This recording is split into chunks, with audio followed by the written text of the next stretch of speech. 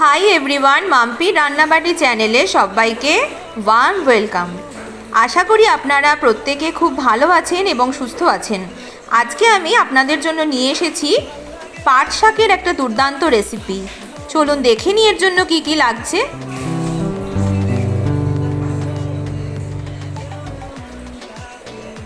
প্রথমে পাট শাকটা ভালো করে কেটে নিয়েছি। কেটে নেওয়ার পরে জল দিয়ে ভালো করে ধুয়ে নিয়েছি।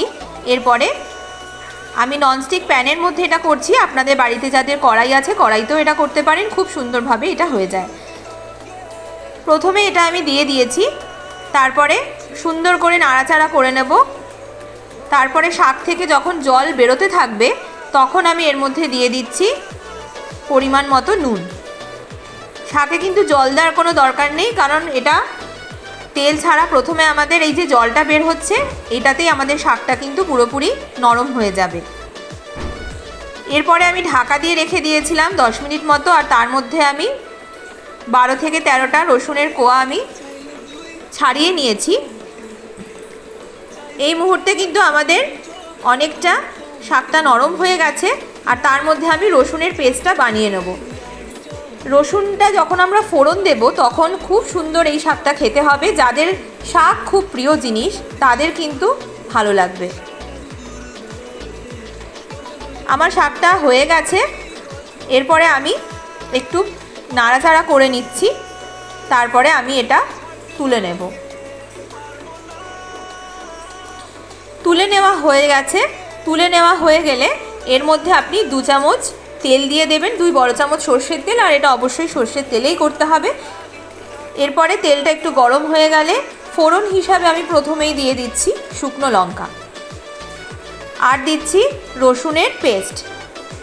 শুকনো লঙ্কার গন্ধটা তো খুব সুন্দর লাগে যে কোনো ফোড়নেই, আর রসুনের গন্ধটা তো আরও অসাধারণ লাগে। এর গন্ধটা যখন শাকের সাথে মিশবে আরও ভালো লাগবে খেতে। পাট শাকের যে কোনো রেসিপি আমার খুব প্রিয়। পাট শাকের আরেকটা ঝোলের রেসিপিও হয়, সেটাও আমি পরে আপনাদের সাথে শেয়ার করব। তাছাড়াও আমি পাট শাকের একটা পকোড়া রেসিপি বা বড়ার রেসিপি আমি 2 দিন আগেই শেয়ার করেছিলাম। দেখুন রসুনটা আমার কিন্তু লাল লাল করে একদম ভাজা হয়ে গেছে। লাল লাল করে একদম ভেজে নিতে হবে। তারপরে যে শাকটা আমি তুলে রেখেছিলাম সেই শাকটা দিয়ে দিচ্ছি। এবার শাকের সাথে শুকনো লঙ্কা আর রসুনটা ভালো করে মিশিয়ে নেবেন। তারপরে 5 মিনিট মতো লো ফ্লেমে এটাকে ভালো করে ভেজে নেবেন।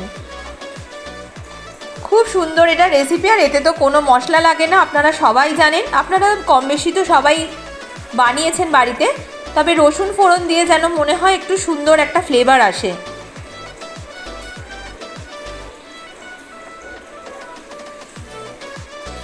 আমার হয়ে গেছে পাট শাকের এই রেসিপিটা। এবার আমি এটাকে তুলে নিচ্ছি। দেখুন বন্ধুরা কত সুন্দর দেখতে হয়েছে না? এটা কিন্তু খেতেও আরও অনেক সুন্দর হয়। যদি আপনাদের ভালো লেগে থাকে তাহলে আমাকে জানাতে ভুলবেন না। সবাই খুব ভালো থাকবেন, সুস্থ থাকবেন। টাটা।